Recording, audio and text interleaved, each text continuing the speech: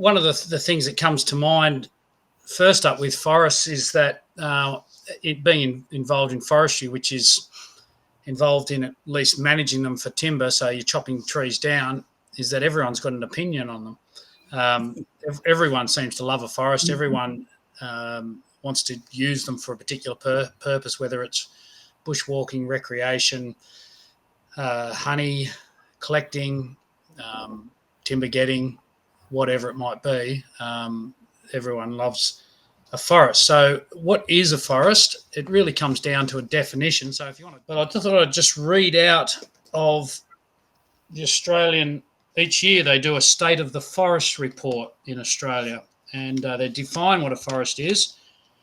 And this is really very similar to the United Nations definition of a forest. So I'll just read this brief bit. It's an area incorporating all living and non-living components that is dominated by trees having usually a single stem.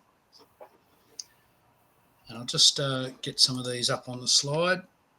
Do I have to click on that, do I? There we go. So this is summarising what I'm reading. It's dominated by trees having usually a single stem and a mature or potentially mature stand height exceeding 2 metres, and with existing or potential crown cover of overstory strata, so that's the tree or the upper level, about equal to or greater than 20%.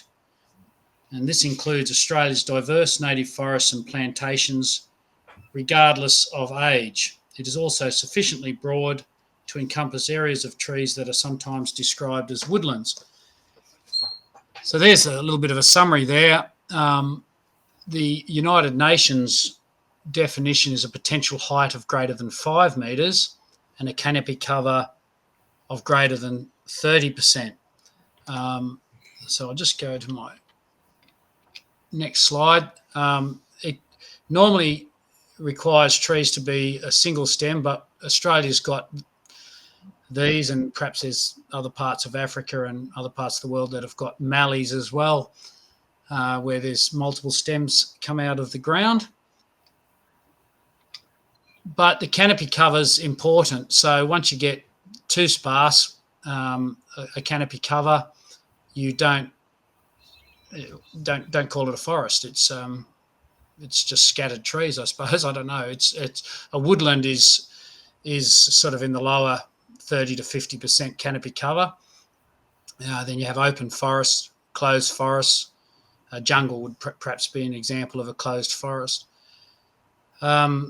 So when it comes down to the definition of a forest, and you're looking at rocks, I'm sorry to tell these geologists here that they're not forests. There's no canopy cover and there's no living woody stem, so they're not forests.